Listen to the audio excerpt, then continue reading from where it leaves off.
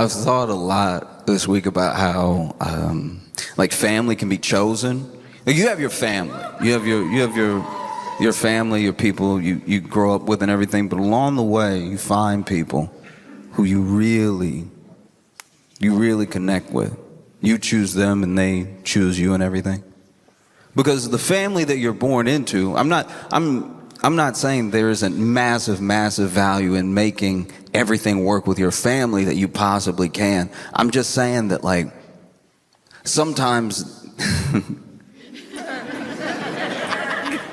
look, they're your first crack at, like, relationships. Do you know what I mean? Like with most people, especially with the big family, if you line them up together, you'd be like, all right, if y'all didn't already know each other, I'm not sure you'd be hanging out.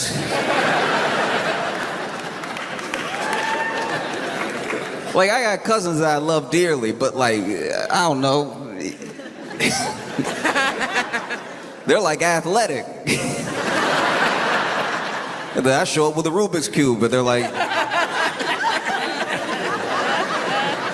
very cool, very cool. Now, you can tell somebody's not into what you're into when they talk to you all slow like that. When they're like, that's awesome, but that is fantastic. I like that you are into that.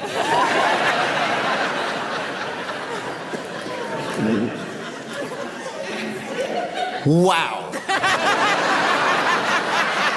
Ooh, I've been hit with wows in my life.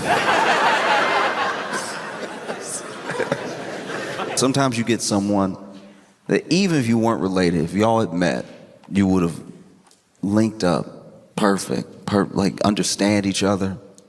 That real bond, right? And you have the benefit of actually being family, so you get even more time with this person. Like, I look at, tell you about Nikki. Nikki was a kid back down south, very big kid, but not like big, just tall. I say big, but I mean tall. He was too tall. He was too tall of a person. It was too much. It was like cartoonishly tall. He was that type of tall where everybody asked him if he played basketball. You know that? You know that type of, like, I mean, you're just so, do you just love playing basketball?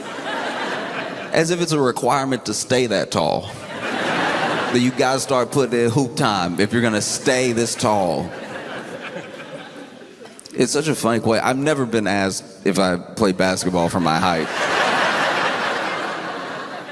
It's just such a funny question because I can imagine what's going through the mind of a tall person when they're getting that question, because it's such a thirsty question from a short person.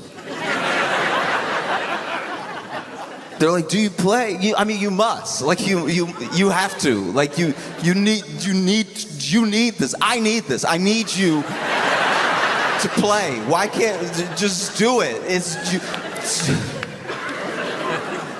I feel like that desperation is because you know that they could touch it. It's like, you could touch the rim so easy. You have to touch it for both of us. You have to play. I don't know what the rim feels like. Just please play. I need this. But Nikki was Nikki was tall, but he was as tall as he was clumsy. He was that type of person you would ask to grab something from the top shelf for you, and then as he's grabbing it, you know, he's got the hype, but he didn't have the grip. So he really just knocks something down off onto your head. You about to thank him too. You looking up. Thank you so much.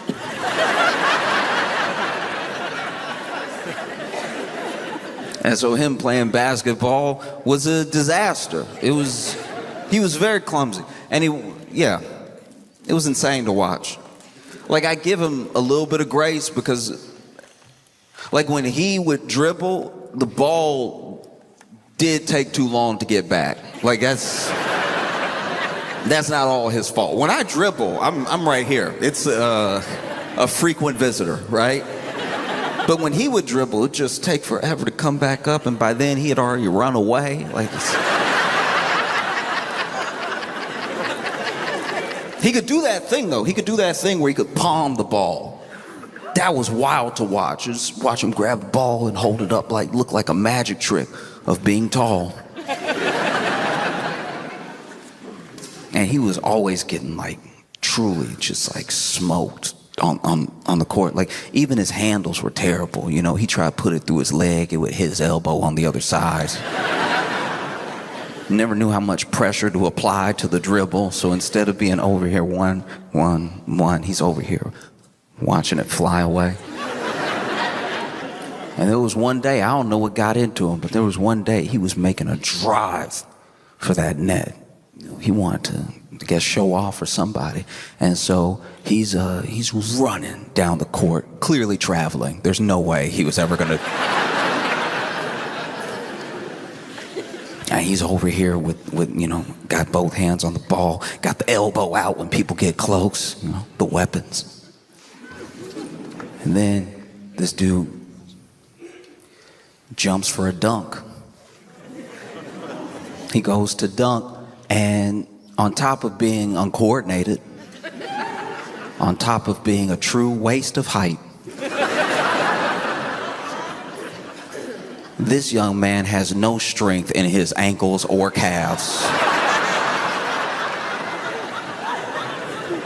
So when he jumps for the dunk and he flies forward, there's someone guarding him. And I think even that guy thought he was gonna fly over. Cause look, he didn't do a simple like jump up, you know, efficient dunk. He fully leg spread NBA logo.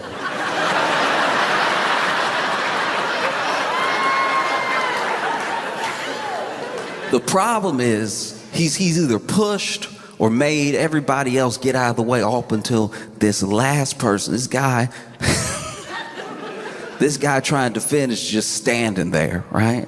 And because he got no air, because he jumped the height of his own shins,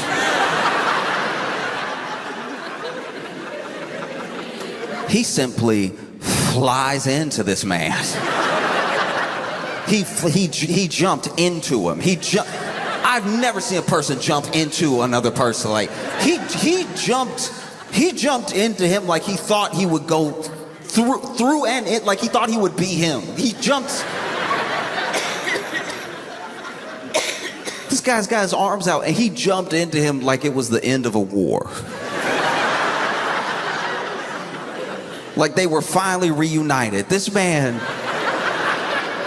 holding the ball in the air, just jumps forward, flies into this dude, and never in the history of street ball, I don't think anyone's ever seen anything happen like this. This man probably expected Nicky to fly over him, but when he just sort of kept coming forward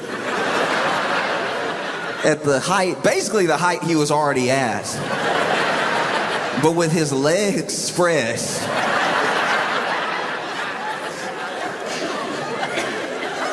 Never in the history of basketball on a public court has this happened. He flew in just trying to dunk, and then this man caught him.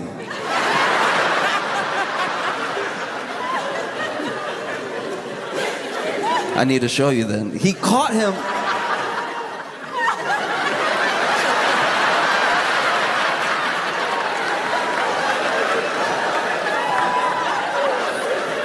Caught him into his arms.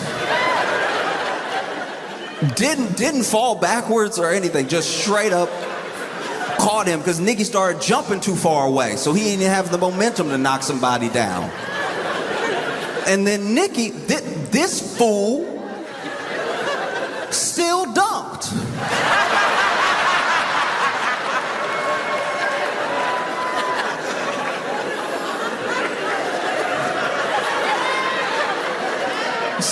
Still dunks. And then had the nerve to let go of the rim, putting all his weight back into this man's arms. Craziest part about it, he was still talking trash the whole time.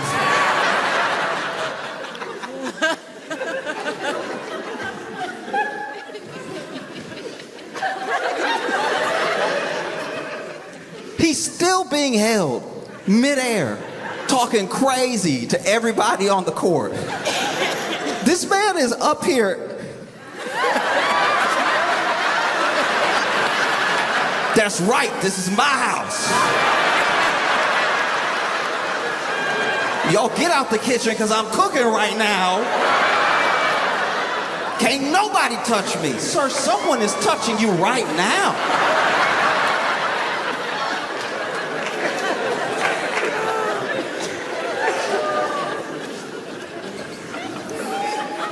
So uncomfortable.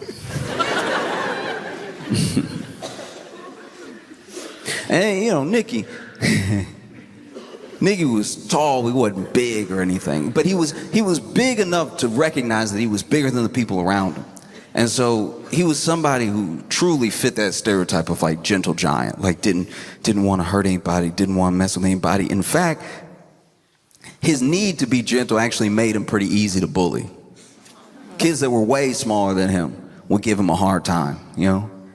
And there was, I'm sure, a bit of a fear taken up for himself because, you know, he didn't know what could happen. And so Nicky, very sweet, very easy to bully. You didn't have to worry about Nicky. You had to worry about his sister. His sister, first of all, his sister, not tall at all. Nicky got all the height in the family.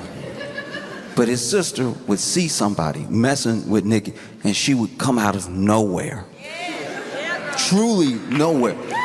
There was this one time that this kid was pushing Nicky around, right? And then finally, Nicky had enough, and he pushed this other kid back, right? But then that kid, you know, when somebody's bigger than you, you figure they can take whatever. This kid runs back up, pushes him down as hard as he can. Nicky falls to the ground. We don't know where his sister came from. We don't know where she just came running. I need to be clear how, we didn't know where she came from because she didn't go to the same school.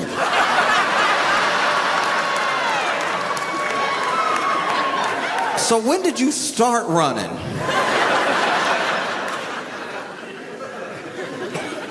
Running. Then jumps in the air. We all give credit for that Sparta kick to the movie 300. But I had seen it years before. She got a running start, it jumped up in the air, and then foot first walked up this kid. Remember the movie Crouching Tiger, Hidden Dragon, where they just sort of kick, and they never came down?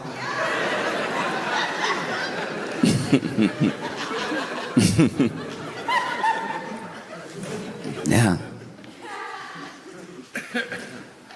Oh. It is tough when you move out on your own for the first time and you're broke, but you're also young. Like, I had the benefit of being young and broke, so I didn't even realize how broke I was. I wasn't even aware it could not be like this. Because, you know, there's a different mindset. I can only speak for myself, but it seems like there was just a different mindset at the time for the sort of standards of my mom's house versus like what mine would be, because I was out on my own for the first time, so I was sort of setting them in real time, like setting these parameters. When you're out by yourself for the first time and you get your first place, this little studio apartment in Chicago, it's like anything. You could do anything, you know? You could put up both Fight Club posters. You could do whatever. You could get the main one and the variant right next to it. There's nobody to stop you. You know, I had an air mattress and everything. It was just starting out, and so there are some things that I think other people would would have clicked right away. We should do something about it. It just didn't happen for me. Not in my head right away. Like, for instance, when I would have somebody over and my fridge worked, but it didn't work hard. Like my fridge would do the fridge things, but just not all the things a fridge is supposed to do. I'd have somebody over, and then I'd offer them something to drink. I'd grab them something to drink, and I knew the cold spots of the fridge because the whole fridge wasn't cold, right?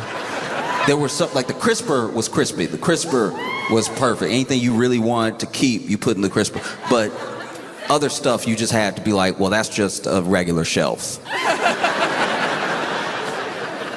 That's basically a cabinet shelf. And so I remember there was this one time that invited somebody over, poured them a drink, and then they asked for some ice, and I was like, okay. So my freezer doesn't make ice, like it doesn't. And what I meant was like my freezer didn't get cold. Like my freezer was actually hot. Like I don't know what coil was switched, but the top was hot. A regular fridge was fridge, but this over here was basically a microwave. And so I was like, oh yeah, it doesn't make ice in there. And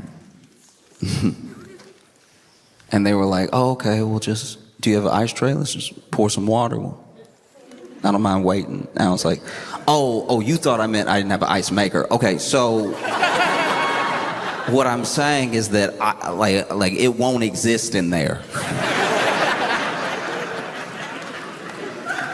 Like it's too hot. Like that's why I don't have anything but bread in there, because it's very warm. And they weren't being rude, but they just sort of said it, I guess, as they were thinking it. They were like, you can't afford ice? And when somebody points something out to you like that, it does remind you where you are when you can't afford just certain temperatures. That's a level of broke. That's a breakthrough of broke, to not be able to afford enough coal near you. And so when you're in a situation like that, just like when I was on my own and was sort of getting my bearings around being out in the world and what things I needed to fix first, because I still need a bed. I finally got a bed. And when I got that bed, okay, first of all, got the bed off Craigslist, so don't.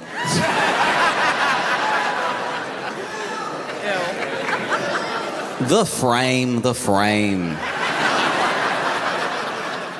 I say whole bed as if it's a whole bed because, if you just got a mattress on the floor, that's a mattress on the floor. You can't call that a bed.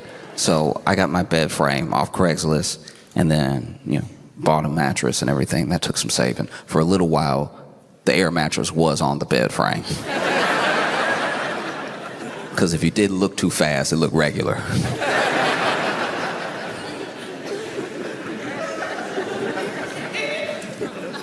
But that bed frame, man, no wonder they were getting rid of it. Every time you sat down, you felt like you were hurting it.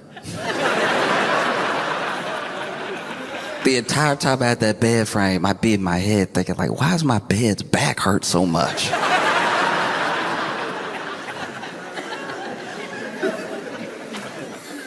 And every creak is just, it just sounds like you don't have your life together. You sit down after a long day of work and you hear,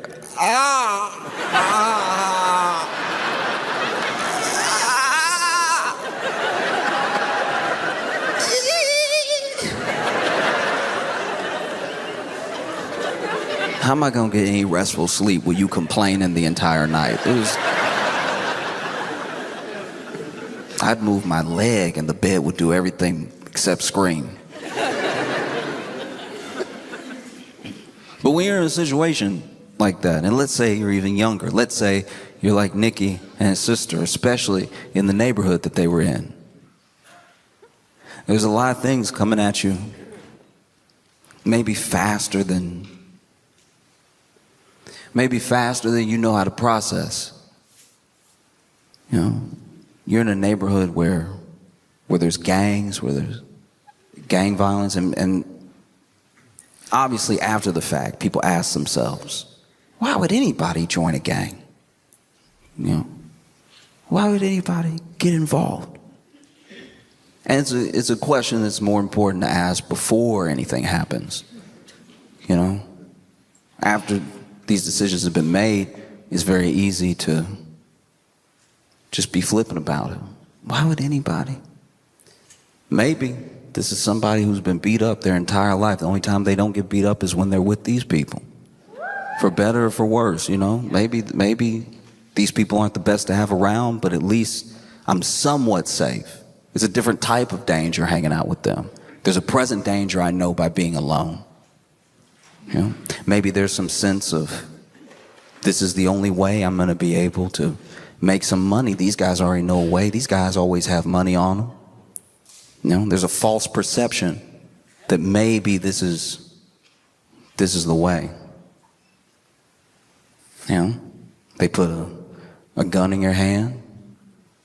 I'm sure you feel powerful. You know? They tell you run the block. I'm sure you feel powerful.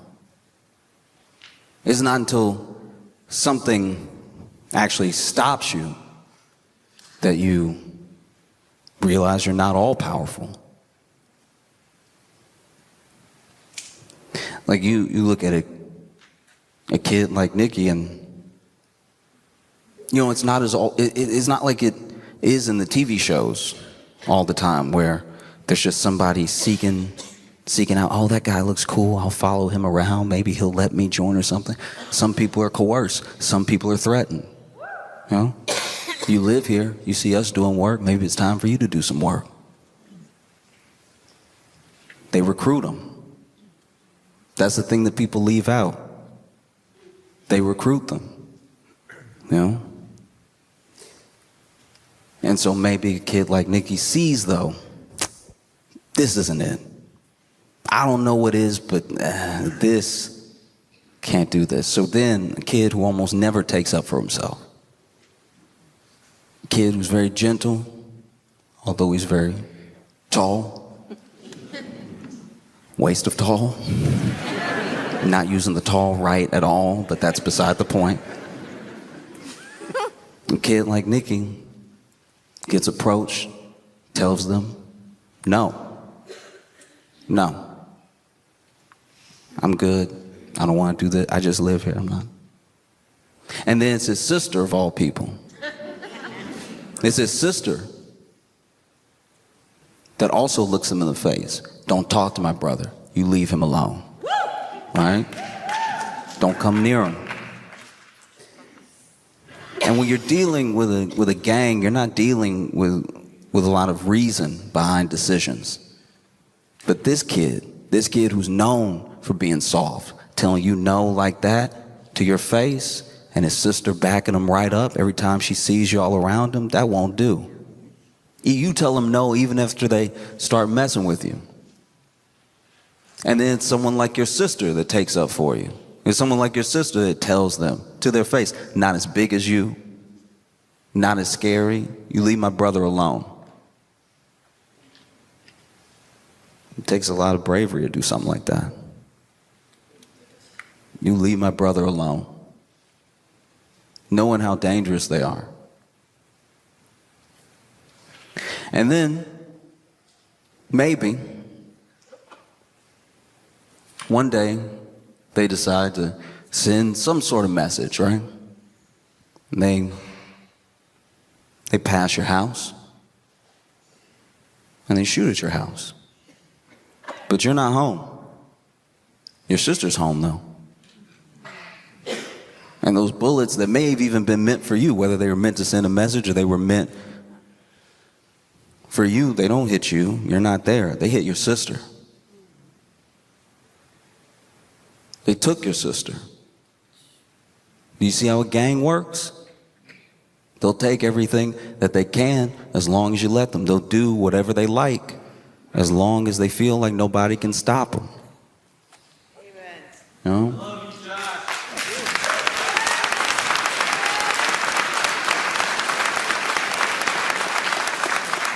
I'll back up real quick.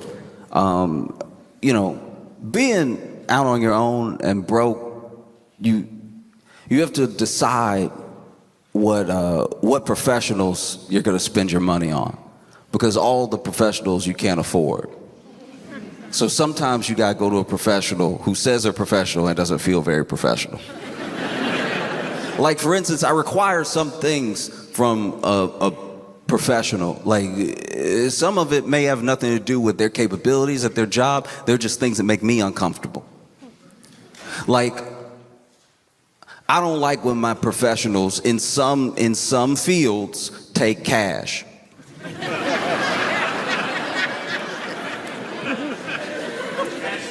That makes me nervous. If you go to the doctor and you get done and they don't ask you about insurance or anything, they're like, all right, it's gonna be $250, so you can do 10s and 5s. I could break 100 if you need change. Some things you just want to have taken care of ahead of time so you can just enjoy the experience of being in the presence of a professional. I don't want my pilot to take cash.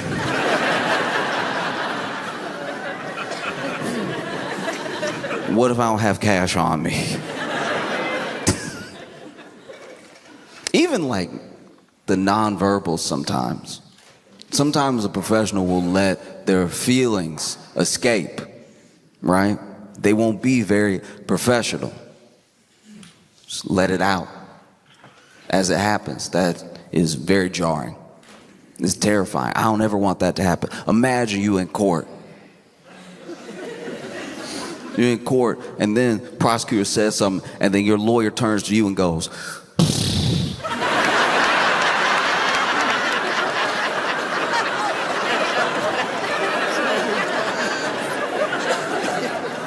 "What's wrong with you? Everybody heard that. You couldn't keep that in?"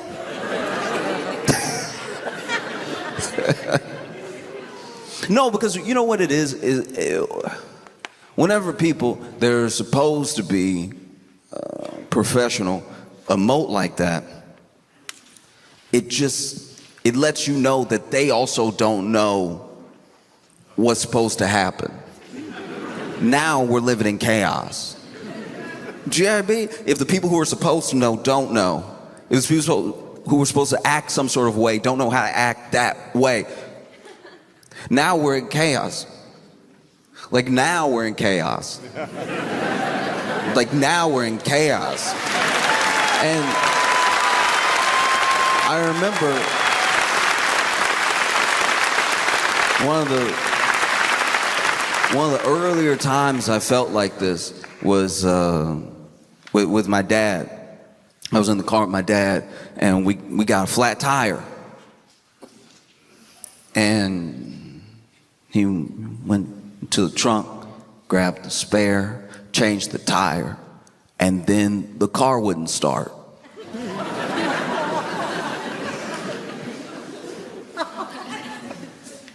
I'm not saying at 7 years old I knew how to change a tire. I was just confused why, after changing this tire, the car as a whole gave up. The car that was running before, and then you changed the tire. Here's the thing, I'm not a mechanic, not an engineer, but I look at tires like shoes. And if somebody's shoe fell off or wore down to the point they need another shoe, and then you gave them that shoe, and then they were like, "Oh, I don't walk anymore."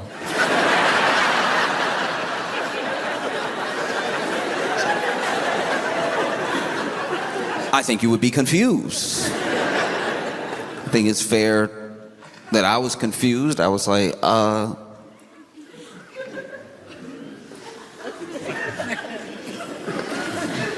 all the wheels good.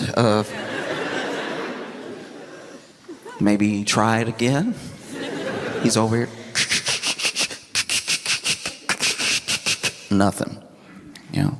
So then he had to go into a store, find a phone, because this is, you know, I'm like a 90s baby. I didn't have a cell phone for a long time. My dad didn't have a cell phone for a while. He had to go into a store and ask to use their phone to make a very embarrassing phone call.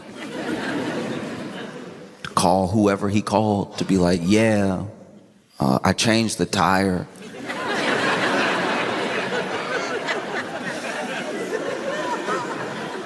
And now my car doesn't want to be a car anymore.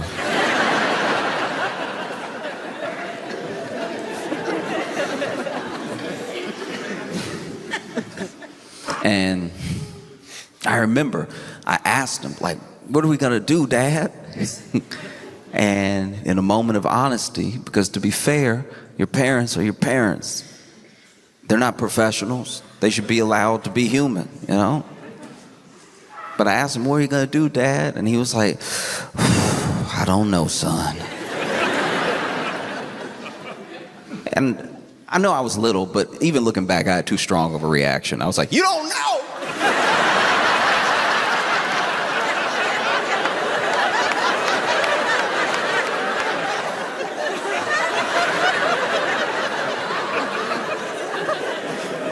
That was a little too much. But in my mind, in my like little bit of life experience, I was like, uh-oh, we are stranded here then.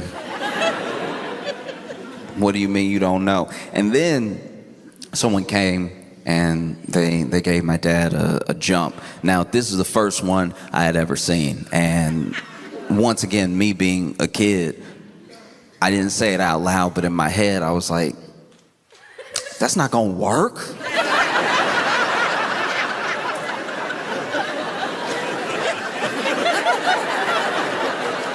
Y'all just doing stuff now. Like this. Oh, you're gonna put the wire in the wire and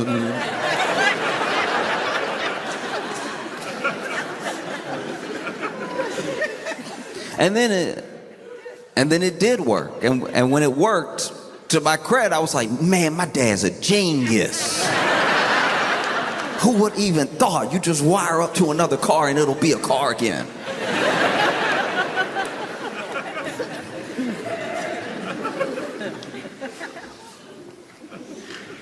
But yeah, that feels like where we are, where, do you know what I mean? Where there are people that are supposed to know, who even say that they know, but when they start telling you what they know, you realize they don't know anything. And that's very scary. That's terrifying. Sometimes I don't even know what press conference I'm watching and what it's about. I watched this. It was a press conference where there was a press conference where Marco Rubio wrote something down and slid it to Trump. And like, I don't know, man, I've never seen somebody so locked in to being evil and so checked out of life. Because this dude gets slid the note, and then there's no way Trump has an internal monologue. We must know every thought that comes through his head. Because Marco Rubio went ahead and passed him the note, and then he says out loud, you know, okay, do you remember in English class when your teacher made you like read Shakespeare, but then somebody in the class had to also read the stage direction just so everybody would know where we were at? Things that should clearly be in his head get spoken out loud. This dude This dude gets slid the note and then says out loud, Marco Rubio just passed me a note.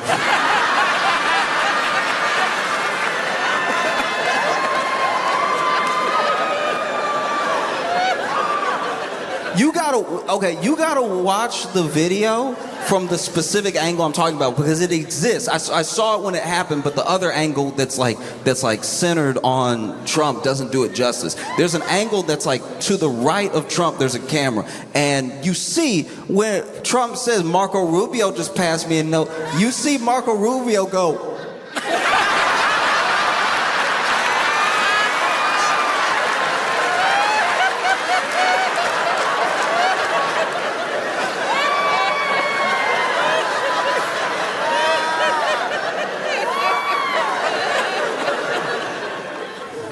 and then Trump reads the note out loud for everyone. And that's, once again, maybe something he meant to do in his head and his mouth never stopped. Because then he's like, it says Chevron. Go back to Chevron.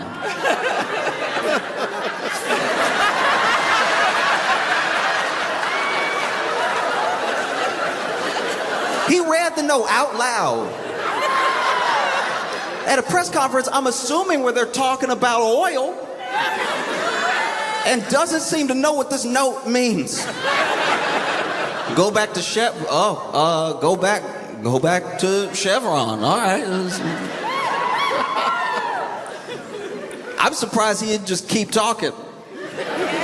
Like, go back to Chevron. Oh, I've never worked there.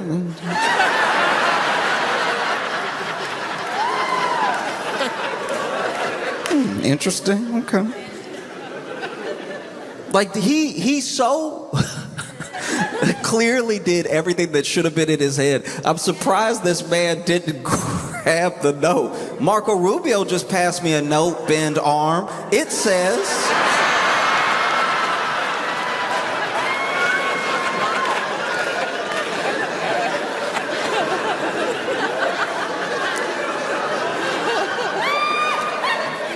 says, go back to Chevron. What does that mean, turnhead?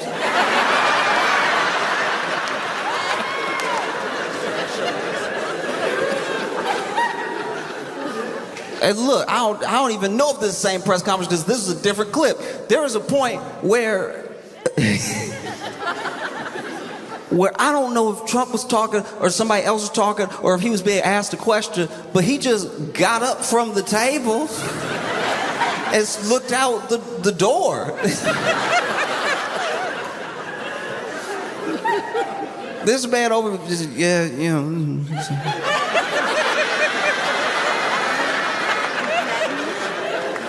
Wow.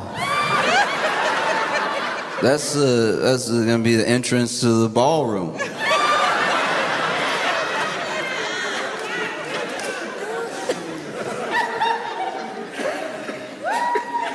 Sir, if you don't sit your Biden-built brain down, this is everything you said about Biden. Everything you're doing right now.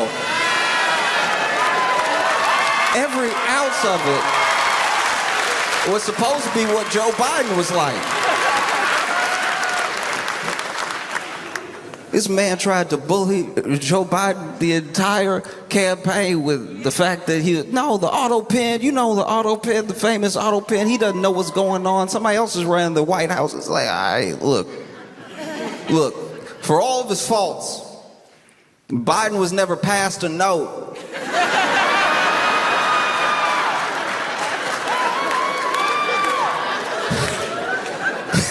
He was never passed a note. It was like, Vice President Harris just passed me a note.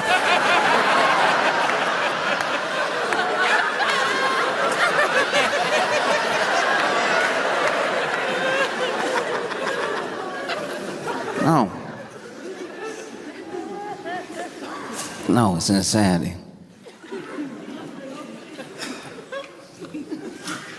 No, it's so wild. Especially because we're how it all just feels especially insane that how this dementia is affecting all of us.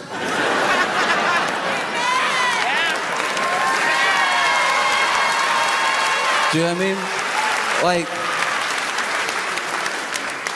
Like I've had people in my life that I love dearly have dementia, and it affected the family, not the country. Not, you know what I mean? Like if your great uncle starts grabbing the remote control for the TV and pressing buttons and putting it to his ear, that doesn't affect Greenland.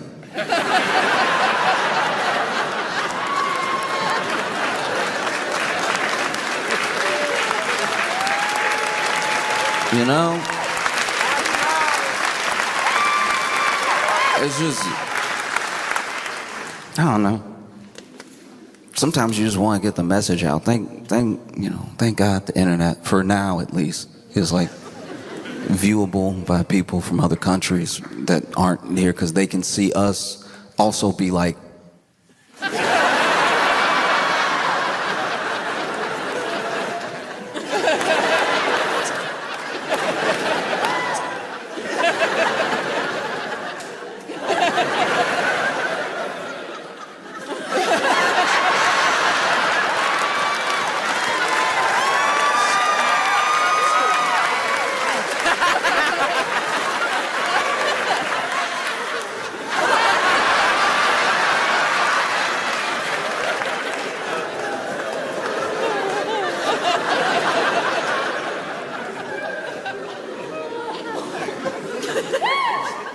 no, every day we wake up, and if you have a smartphone, you probably have your notifications on, which is not, is maybe wait. The stuff will be there eventually. You shouldn't wake up to the news. Give yourself a minute. Do you know what I mean? Because like you wake up and then you open your phone and there's all the headlines because the publications were working while you were sleeping, and they have a list ready to go of things to give you Marco Rubio face.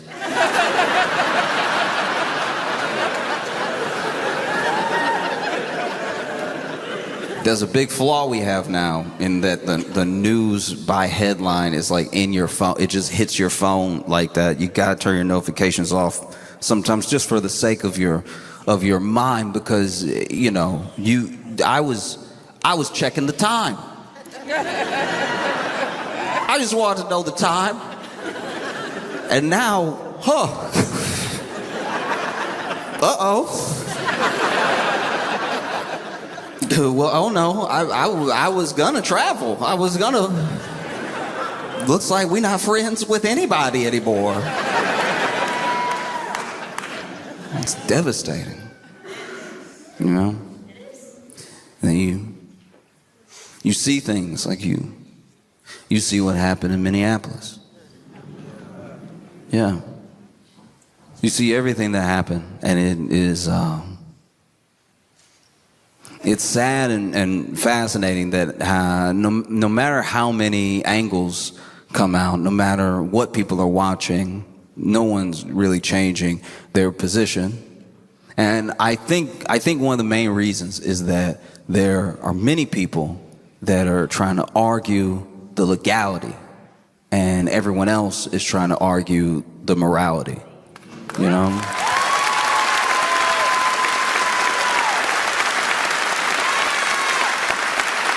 We're not speaking the same language about these things, which is one of the main reasons we're not getting anywhere. And I think that, look, if your entire moral compass is based on what the laws are currently, at the time, I think that's a very weak compass, because all of the good that has ever come to this country and to people in general was through change. It was through adjustment. It was through figuring out what met the moment the best, you know? There's no, to me at least, there's very little good in just saying, well, that is the way it is. It's like, that's not enough. Every benefit to your life, every single benefit to your life came through some sort of change. The powers that be weren't just waking up one day and then thinking, oh, well, we probably should do a little better. Sadly, that's not how that sort of like arc of justice bends. It usually bends with pressure, you know?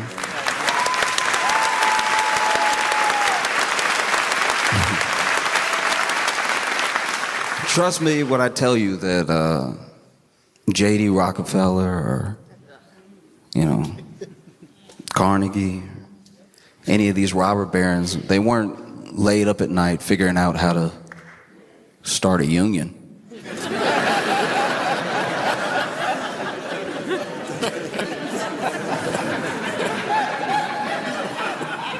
You know? All these things come with time. You know, you can make whatever legal argument you want to make. That is not what people are not arguing for some sort of like Section 3, Article 5 of some. They saw the video.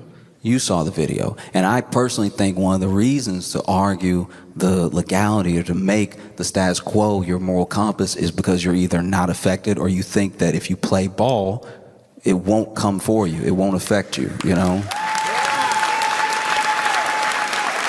And that's just not the case. Now we are where we are because they needed something.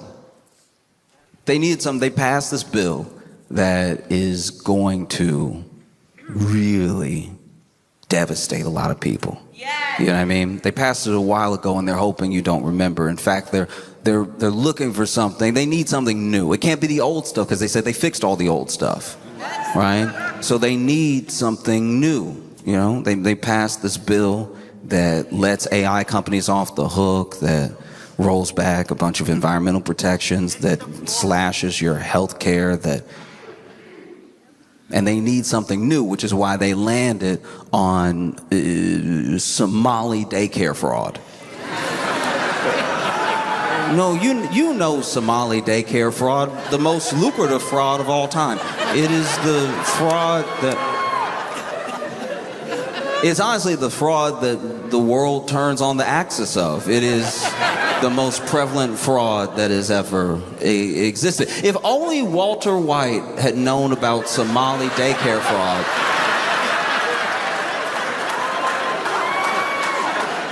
it would have been a very different show. No, they need something new because they're hoping that you'll forget that they can't actually, and they don't have plans to, and the things that it would take they're not willing to do to improve your life. They're not going to do it, you know? They're all in the same pool, so they're not going to tax their friends, you know? So what can they do? Well, they can't improve your life. They can't do it, but they can make everybody else's life miserable. Like they could make everyone else's life worse, and then that's equality.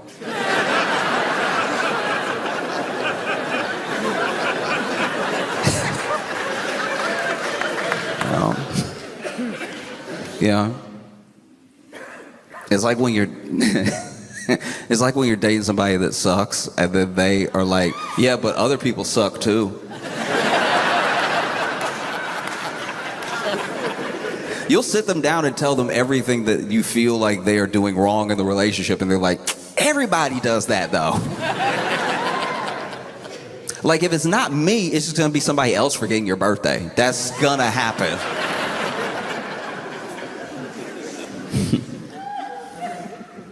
Because you see what happened, and you see how panicked they genuinely were. You know, they sent these guys out. I hate to burst anyone's bubble, but as a country, we are like broke. You know what I mean? We are like, because their bill also adds to the deficit. And we're very broke. And not the government, I should be clear.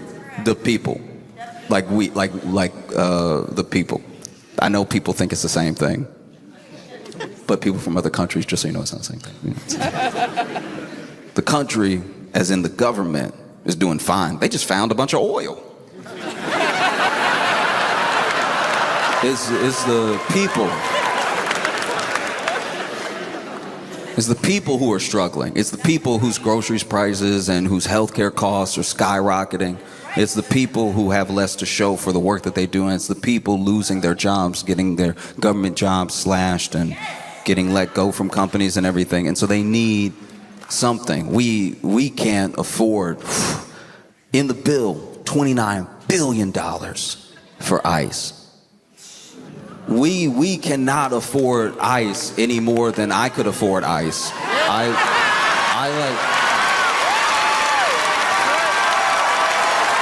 I can't believe $29 billion. I mean, but this is my thing, I guess, is that you watch something like what's happening in Minneapolis, because it's not just one instance, it's not just one thing, you know? Because the same day that Renee Good lost her life, a high school in Minneapolis was pretty much just attacked by ICE, like pepper spray. They pepper sprayed kids, you know? You look at what happened in Chicago. They pulled kids out. They pulled all these people out of this building. It was just a show of force. It doesn't look like there were really any convictions out of that. It was pure harassment, you know? People talk about comply. People talk about what is legal, but really think about what's moral, you know? I'll tell you right now, if you just sort of go with the flow, you go with the status quo, you just simply comply over and over again, you know, nothing really changes. Not a single thing. Because once again, the people who have everything don't really think about breaking you off a piece. That's just not how it works, you know? They weren't up at night figuring out, oh, you know, maybe a minimum wage would be good. You know? I'll tell you right now, if all you do is comply, if all you do is hope that things change or get better, but you go along with everything as it stands, it doesn't happen. If everyone that came before me had just complied, then I probably would have entered this theater, any theater, through a colored section. You know, every good thing you have in your life is a product of someone else's struggle. You know? You see everything that's happening.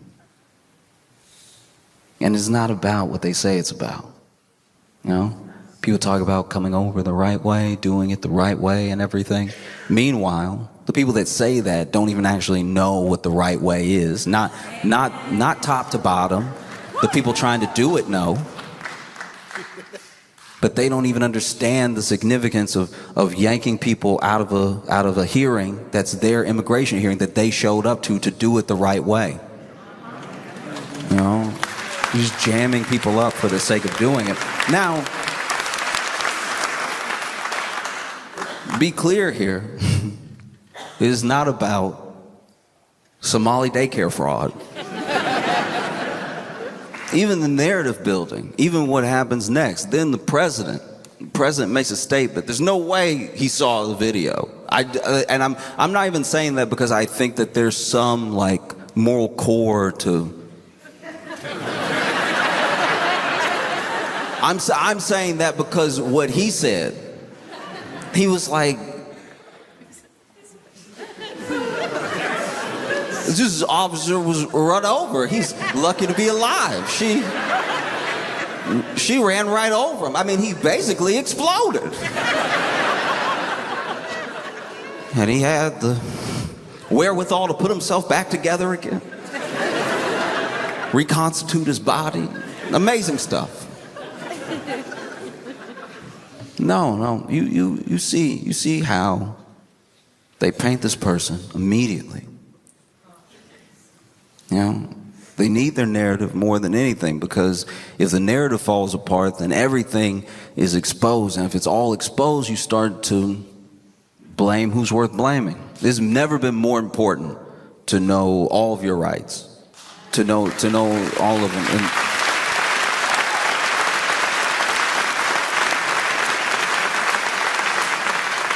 you know, it's never been more important to know the difference between a judicial warrant and an ICE warrant. Like, a judicial warrant is something signed by a judge, and the judge signs it, and it means they can come in. Because the judge wrote the thing, we need to go get you. And a lot of times when they have a judicial warrant, they don't even knock. They just sort of come in. It's not really up for discussion. An ICE warrant is a thing that ICE wrote, that they may show you, and it may even be part of narratives that happen for the future, where, well, they had a warrant. Which warrant? It's important to know, because ICE having a warrant is like me writing myself a sick note. You know what I mean? I've done it many times. I've had to write my own doctor's note many times. And every time I gotta write my own doctor's note, the story, I do too much. The story's like unbelievable. Like usually a doctor's note is like 2 sentences, because doctors don't even want to do it, but sometimes employers or schools require it. But then I would be doing, oh man, I'd be doing too much. I'd be like, oh, what a brave boy.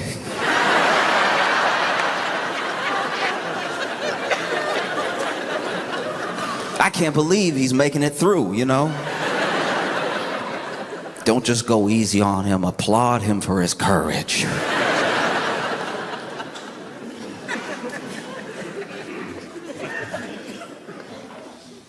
It's very important that you understand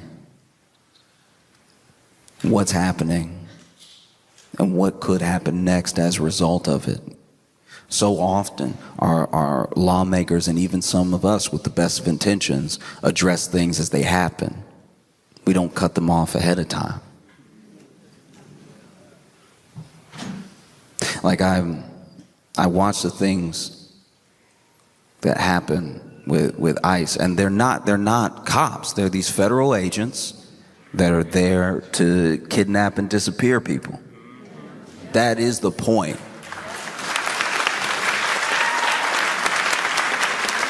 It's the entire reason that Renee Good isn't with us. And it is more than fitting that these people, that this administration would be the enemy of good. Like,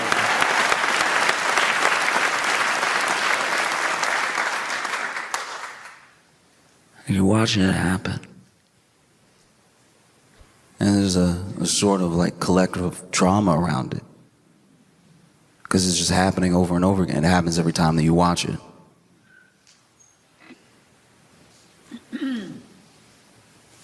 And I don't know, it reminds me that it's important to choose as much family as you can. You choose to protect your family. Choose to protect people that when you were born you had no relation to, but you found each other. There's nothing more important. Because when they didn't see Nikki the first time, they went ahead, spin the block, let's go back around, shot through. They do the same thing to us. They do the same thing to us all the time. several years removed, but not a mile away from where George Floyd died. And what happened then? We marched, we protested, we begged, worked as much as we could for some sort of change, and then several years later, they spin the block, right? They took, and they'll take as much as they can, they'll take as much as you let them. And look, there are people, right? There are people who will never see your side of things. There are people who are not working for you. They work for whatever corporation funds them. They work for whatever lobbyist gives them the most money. But the people that you vote for, the people that you put in power, it is important now more than ever that you stay on their neck. You stay on them. Because when things like this happen and there's this sort of like rhetoric around, you see how people feel one way or the other, and you see politicians try to do their spin. Obviously, there's a way that we expect everybody to fall, but it's important to remember that usually ICE funding is bipartisan. So you only control the people that you vote for, but you got to stay on them. You never let up. Being a public official should be a headache.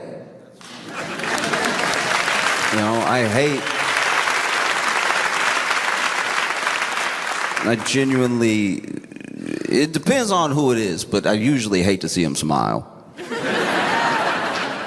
I'm like, why are you having a good day? Because you wonder, you see these videos of people just going about their life or trying to do the right thing, being violently met by ICE agents. There's always a narrative to fall back on later, even when the narrative is a lie, even when it gets disproven. There's always some sort of narrative to fall back on. And it makes you wonder, why would anybody even join up? Why would anybody join this thing? And then you see, it's like, okay, economically tough times, signing bonus, maybe I've been picked on my entire life and now I get a gun, maybe. They tell me that I run this area, I can go wherever I want, I can do whatever I want, finally have some power, and you see what they do with it. You watch what happened. And it's important to remember that you can choose family. You can choose the people that you stick your neck out for. You can choose the people that you protect that mean as much to you as your own life. You can choose people. And it's important to keep making those choices daily. The stronger you make those choices, the stronger the bond is, the less that they have. Because remember, it's not as if ICE is some sort of army or something. They actually have wildly low numbers. That's why they need the police to come back them up everywhere they go. That's why all it takes is being pelted with snowballs and they leave. It was snowballs. It was snowballs in Minnesota. Snowballs in Minnesota is basically the weather conditions. So that's.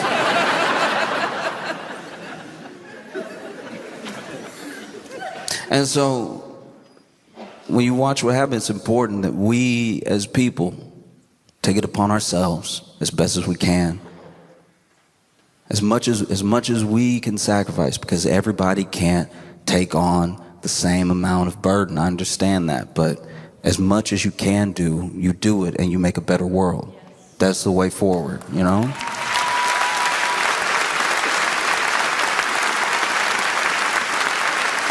This was not the first ICE-related shooting. This was not the first ICE-related death. And it's not just going to go away. I think about those kids that are left behind now and how it's important that they be chosen as family to take them in. Because you watch that video, you watch everything that happened. You can watch people litigate it all they want. But once again, you're talking about people who are arguing for the legality versus people who are arguing the morality, They did what they did because they knew that they could. You know what I mean?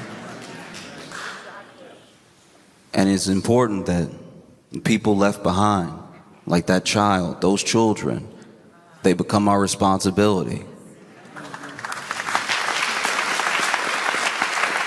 Because make no mistake, they took our sister. Do you see how a gang works?